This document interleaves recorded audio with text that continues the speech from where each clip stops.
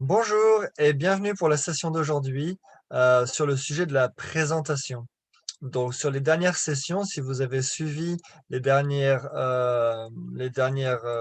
sessions, dernières présentations que j'ai faites dans ce groupe, vous aurez suivi donc le pipeline qui identifie en fait les différentes étapes pour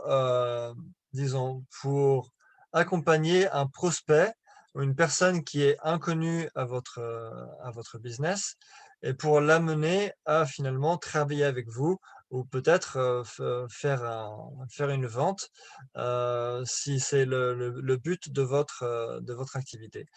Donc, voilà, Nicolas Aubin, je crois que je ne l'avais pas encore dit et si vous êtes nouveau pour cette présentation, n'hésitez pas aussi si vous voulez voir, les prochaines présentations, c'est tous les samedis matins à 11 heures heure de Bruxelles et je ferai ça toutes les semaines et si vous voulez ne pas manquer les invitations, n'hésitez pas à aller dans la page d'accueil de ce groupe et tout en haut, en dessous, juste en dessous de la page de couverture, de la photo de couverture, vous trouverez 3 petits points et sur ces 3 petits points, vous pouvez, configurer les notifications que vous voulez recevoir pour ce groupe. Voilà, c'est dit. On va commencer avec la présentation et aujourd'hui, ce que j'ai, à vous présenter, c'est le pipeline. J'en parle à chaque fois juste pour recadrer, toute la tout le pipeline, voilà simplement. Ensuite, on va zoomer sur la présentation et zoomer encore un tout petit peu plus sur ce que, des prospects veulent, ne veulent pas et leurs besoins et finalement aussi leur connaissance du, network marketing, donc le marketing relationnel. Alors le pipeline, je l'ai déjà présenté plusieurs fois. C'est la façon d'amener un prospect, une personne qui est inconnue à votre business et comment inconnue ou pas d'ailleurs, en tout cas, comment amener une personne à travailler avec vous en lui présentant simplement donc, en suivant les étapes qui sont définies ici dans ce pipeline. Donc, trouver les prospects, communiquer correctement avec eux, via les différentes plateformes, fixer un rendez-vous avec cette personne, la présentation, le point sur lequel on va zoomer aujourd'hui et puis ensuite, faire un suivi et commencer à travailler avec ces personnes, les aider à rejoindre votre communauté, votre équipe et travailler avec eux. Voilà, donc zoomer. Zoomons donc, sur la présentation. C'est encore une page que j'avais déjà utilisée dans ma deuxième présentation dans ce groupe, pour expliquer, donc les différentes étapes pour une présentation. Seulement aujourd'hui, on va aller un petit peu plus en détail. Donc, pour expliquer ce que veulent, ne veulent pas et les besoins d'un prospect, leur expliquer, donc chacun disons que si vous contactez une personne, vous communiquez avec une personne, hem, vous avez besoin de connecter à un niveau, bah, personne à personne, hein, simplement. C'est pas alors la seule chose que je veux dire avec ça, c'est que vous ne pouvez pas simplement, si vous décidez de travailler en ligne, vous ne pouvez pas simplement, envoyer une offre à toutes les personnes, avec qui vous êtes connecté et leur proposer une offre et peut-être, laisser à la chance, s'ils vont être intéressés ou pas. Il y a même encore des personnes qui ont besoin de ce que vous avez à proposer, mais parce que, vous ne prenez pas en compte ou vous ne prenez pas le temps de définir leurs besoins et ce qu'ils veulent et ce qu'ils ne veulent pas, ces personnes-là vont être simplement repoussées par une démarche. Je vois encore beaucoup trop d'exemples de personnes qui envoient simplement des offres, dans tous les sens sur internet et qui ne prennent pas du tout le temps de me connaître, de connaître les autres. Donc heu, donc voilà, donc c'est vraiment très important. Ensuite, donc la connaissance du, network marketing, marketing relationnel.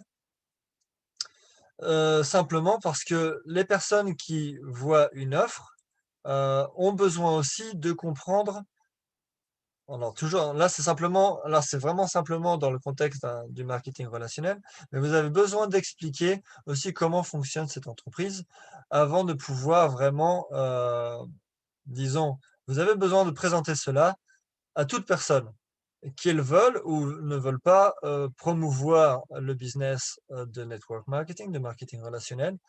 Euh, c'est un élément important de ce que vous faites et que vous avez, dont il est nécessaire, pour lequel il est nécessaire de prendre le temps d'expliquer et d'approfondir. Et enfin, la compréhension de l'entreprise, donc le produit, le service que vous proposez. euh, c'est aussi donc le dernier point. Par contre, aujourd'hui, je ne vais pas m'approfondir moi sur ce point parce que je ne veux pas être spécifique par rapport à l'entreprise de chacun, ni la mienne, ni d'autres, et simplement garder tout cela le plus général possible. En général, chacun aura une présentation de l'entreprise qui est déjà bien définie.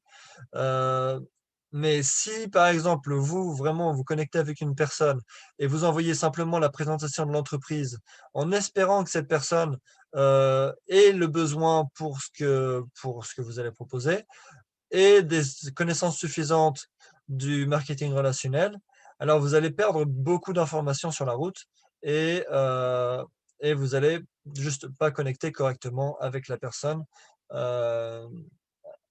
la personne avec qui vous êtes connecté. Voilà. Bon, je vais un petit zoom sur ce qu'ils veulent, ne veulent pas et leurs besoins. Et sur cette page-là, simplement ce qu'ils veulent. Alors, je vais lire l'autopréservation, donc c'est-à-dire la protection contre le danger.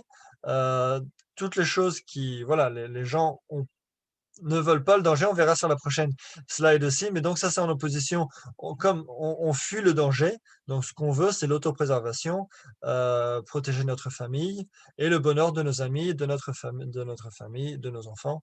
Donc tout ça, cela va de soi. En point numéro 2, l'absence de danger et de peur. Donc ça revient encore un tout petit peu à ce qu'on vient de dire avant, mais avec une différente nuance. Donc c'est vraiment, on veut avoir un environnement sain, euh, sûr, et donc l'absence de danger et de peur, d'émotions et de douleurs physiques. Bon, l'émotion, les mauvaises émotions. Satisfaction sexuelle et alors, compagnonnage profond. J'aurais peut-être dû corriger ce mot. Ce qu'on veut, c'est vraiment être connecté, être capable d'avoir une relation forte et profonde avec les personnes autour de nous. C'est vraiment des connexions humaines euh, qui renforcent vraiment ce sentiment de satisfaction. Numéro 4, on ne veut pas seulement la consommation de nourriture ou de boissons, si on parle de cela, mais aussi la jouissance maximale de celle-ci. Donc, on ne parle pas simplement on parle d'une façon plus globale aussi de toutes les choses disons, que vous consommez et vous ne le consommez pas seulement parce que vous aimez consommer, mais parce que c'est vraiment, ça vous apporte des émotions positives et voilà, donc une jouissance maximale de tout ce que vous consommez. Numéro 5, être socialement respecté et approuvé par les personnes qui vous respectent et vous approuvent. Donc ça, c'est de pouvoir vraiment d'être respecté, d'appartenir à une communauté de personnes qui pensent comme vous, qui veulent les mêmes choses que vous et qui vous respectent et respectent vos opinions dans ce domaine et ce que vous pouvez apporter forcément à la communauté. Ça, c'est des choses qui sont très fortes. On est quand même des êtres humains et sociaux et voilà, ça c'est une partie qui est très forte, ancrée en nous et qu'il faut prendre en compte aussi quand on parle avec les autres. C'est vraiment la communauté dont vous faites partie est un élément important qui peut aider d'autres personnes à prendre une décision. Ensuite, 6, gagner, s'améliorer, suivre le rythme des Smiths, c'est traduit de l'anglais, mais ça ne veut pas dire grand-chose en français. Se sentir supérieur, croire que leur fantasme est réalisable. Pour cela, là, ça veut dire que on veut tous gagner plus, avoir un meilleur niveau de vie, euh, être capable d'atteindre nos rêves, nos objectifs, nos fantaisies, tout ça, c'est des choses qu'on aime. Donc, si vous parlez, encore une fois, tout ça, c'est des choses que vous pouvez adresser ou vous pouvez reconnaître dans une conversation avec une personne, quel est exactement leurs besoins, leurs envies profonds, qu'est-ce qu'ils recherchent à travers cette offre. Et voilà. Donc, point numéro 7, conditions de vie de plus en plus confortables. J'en ai un tout petit peu déjà parlé dans le point numéro 6, mais avec l'amélioration du niveau de vie, c'est aussi d'avoir plus de confort. On peut parler par exemple en tout cas pour mon cas personnel, j'ai commencé d'un petit appartement et le plus j'ai évolué dans ma vie, et le plus, maintenant je suis dans une maison, le plus on cherche du confort pour nous et pour notre famille. Bon, forcément, aujourd'hui, j'ai des enfants, je les avais pas avant et la place est nécessaire pour ça. Mais donc c'est valable pour tout le monde. Point numéro 8, se sentir spirituellement vivant et en connexion avec Dieu ou une puissance supérieure. Donc c'est vraiment ça, c'est la connexion humaine. Je vais encore un petit peu parler dans le point numéro 3 en parlant de relations humaines profondes. C'est-à-dire qu'on aime se sentir vivant, on aime se sentir connecté, on aime se sentir valorisé, apprécié, respecté. Tous les points qui ont été mentionnés supérieurs nous aident finalement à être en harmonie avec nous-mêmes et avec dans notre environnement. Ce qu'ils ne veulent pas, donc c'est en opposition avec ce que j'ai déjà dit, donc pour cela aussi la liste est un petit peu plus courte. Mais alors, ce qu'ils ne veulent pas, donc ils ne veulent pas la douleur, ils ne veulent pas la peur. Ils ne veulent pas un niveau de vie, qui est, bas, un manque de sécurité ou peut-être des douleurs futures. Donc toutes ces choses négatives qui vous infligent, des émotions négatives, qui vous, qui vous im qui vous impactent, moralement, physiquement, toutes ces choses-là forcément sont des choses que les personnes veulent éviter. Donc, si vous êtes capable de démontrer aussi que la chose que vous offrez est capable de les protéger de ces choses, vous aurez forcément des arguments qui sont très forts, très, très forts. Et le point numéro 3 ici, votre solution doit résoudre un ou plusieurs des points suivants. Donc, chaque personne est ennuyée, célibataire, inquiet, insatisfait, anxieux, incertain, nerveux, difficulté à payer les factures, endetté, frustré, épuisé, vouloir plus d'argent. Pas tous en même temps, heureusement, mais à un moment de votre vie ou à un autre, vous reconnaîtrez ces émotions, ces choses qui vous finalement, voilà, qui vous créent de la douleur, mentale, en tout cas qui vous impactent, négativement et qui sont des points que vous pourrez aussi, disons, indiquer pour, pouvoir apporter les bons arguments, dans une communication avec les personnes à qui vous présentez votre offre. Voilà. Et enfin, dans cette présentation, le dernier point ici, c'est, la connaissance du network marketing, du marketing relationnel et pourquoi, le marketing relationnel est quelque chose que l'on met en avant, plus qu'un autre modèle de vente. Donc, la première chose, c'est d'être le plus proche possible de la vente. Et pourquoi je dis ça? En tant qu'ingénieur, moi, je peux déjà, me projeter avec qui est l'utilisateur final de la chose, on va parler d'une raffinerie, comme ça on y met un nom, ou d'une usine, sur laquelle je vais travailler. Donc, c'est pas la personne qui m'emploie. L'utilisateur final, c'est donc la personne qui nous demande de faire la construction et qui va exploiter cette installation pour d'autres utilisateurs finaux d'ailleurs. Mais le but de l'ingénierie est donc de créer ce projet, de faire cette construction pour l'utilisateur final. Hem et alors, est-ce que je suis au plus près de la vente? Non, parce qu'il y a encore toute une organisation, des dizaines, des centaines de personnes qui travaillent avec moi, qui participent à un projet pour, finalement le projet a été vendu à cet utilisateur final, et avec tout le monde derrière, hein, donc toute une organisation raccrochée derrière cette vente. Hem le Forcément, dans tout ça, c'est que chacun prend sa marche, chacun prend sa partie du gâteau, son morceau du gâteau et à la fin, tout le monde se divise, hein, donc il y a pas de le donc le plus intéressant si vous avez un produit qui vous permet d'être connecté à un utilisateur final. Donc si on parle, de n'importe quel, domaine et je vais peut-être pas en mentionner un spécifiquement, mais on va peut-être utiliser juste un exemple de shampoing. Heu, Si je vends un shampoing, l'utilisateur final sera la personne. Est-ce que je vais vendre mon shampoing à un supermarché ou est-ce que je vais vendre essayer de vendre mon shampoing à des personnes, en direct?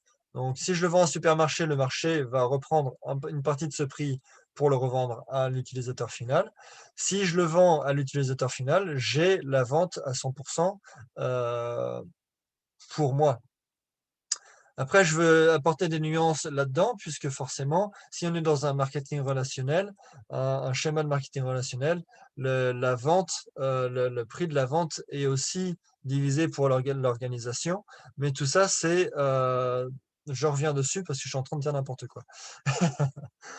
Ensuite, je veux juste clarifier aussi le point numéro 2, les ventes ponctuelles versus donc comparé aux ventes répétées. Par rapport à ça, est-ce on va essayer de comparer vendre une voiture versus encore comparer à vendre un shampoing? Selon vous, quel est le plus intéressant? Et vendre forcément une voiture dans le cadre d'une vente directe, vous pouvez vendre des voitures, vous pouvez être un très bon vendeur, mais les ventes vont s'arrêter le jour où vous arrêtez de vendre. Ça, c'est la réalité. Si vous êtes dans un cadre de marketing relationnel avec, même un shampoing et vous pouvez répéter, et les ventes vont se répéter parce que les gens continuent à avoir besoin de shampoing. Vous pouvez répéter cette vente, plusieurs et de nombreuses fois pour, finalement construire une organisation, comme vous le comprendrez dans un schéma de réseau de marketing relationnel et donc, construire, comment on appelle ça? Un salaire résiduel, comment on appelle ça? Un revenu résiduel. Donc ça, c'est tout l'intérêt du marketing relationnel et le troisième point ici, les ventes directes, comparées aux ventes, donc de ventes faites dans le cadre d'un marketing relationnel. Donc j'en ai déjà un tout petit peu parlé. C'est-à-dire qu'au lieu de vous fournir les efforts et donc, encore une fois en parlant de cette voiture, vendre une voiture à chaque fois une personne, une personne, une personne, une personne, vous pouvez bénéficier de l'effort collectif de votre organisation. On va se remettre dans un contexte d'un shampoing, et donc pouvoir, donc, grâce à votre organisation, élargir votre influence et pouvoir, avec la répétition d'un shampoing, on va dire une vente de 5 € pour le shampoing ou 10 € si c'est un shampoing d'une autre gamme, 20 € si on veut dire. Et du fait de la répétition de cette vente, vous allez pouvoir bénéficier d'un revenu résiduel et un jour bénéficier de cette liberté dont vous avez tant rêvé. Point numéro 4, c'est former la concurrence comparé à former des partenaires. Là, je vais prendre un exemple d'un coiffeur. Si vous rentrez dans un salon de coiffure, vous allez travailler dans un salon de coiffure, pardon. Vous travaillez, le salon est déjà existant, vous allez travailler avec cette personne 5, 10 ans. Vous avez appris à couper les cheveux de différentes façons, toutes les différentes facettes du métier. Et qu'est-ce qui vous empêche à un certain moment de décider d'ouvrir votre propre salon de coiffure? Et à ce moment-là, qu'est-ce que vous devenez? Vous devenez compétition, même si vous gardez une bonne, relation professionnelle avec la personne avec qui vous avez travaillé, qui vous a formé, clairement, vous devenez une compétition à cette personne puisque, des clients qui arriveraient normalement dans son salon viendra potentiellement dans le vôtre et donc ça sera la concurrence. Si on compare cela à former des partenaires dans un schéma de marketing relationnel, vous allez former des, revendeurs à finalement à faire le marketing de ces produits de la façon responsable et humaine dont on a déjà parlé jusqu'à présent et finalement vous maintenez cette relation, vous construisez un business plus important et donc vous êtes capable, sur le long terme, à bénéficier de toute cette organisation, travailler avec vos partenaires, à obtenir à aller vers des objectifs plus importants, tous ensemble. Donc ça, c'est vraiment la force du réseau de marketing. Donc voilà, simplement, je vous remercie encore une fois d'avoir écouté toute cette présentation, en espérant que vous avez pu apprendre des choses supplémentaires. Si vous êtes intéressé pour travailler avec moi voilà, sur le business, l'offre que je ne présente pas seulement si vous me le demandez, donc n'hésitez pas à me contacter. Et sinon, la semaine prochaine, nous allons donc continuer et terminer ce cycle de présentation du pipeline en présentant donc qu'est-ce qui se passe au moment où une personne rejoint vos équipes et décide de travailler avec vous. Donc voilà, je vous remercie de votre attention. Je vous souhaite un très bon week-end et à la semaine prochaine. Au revoir.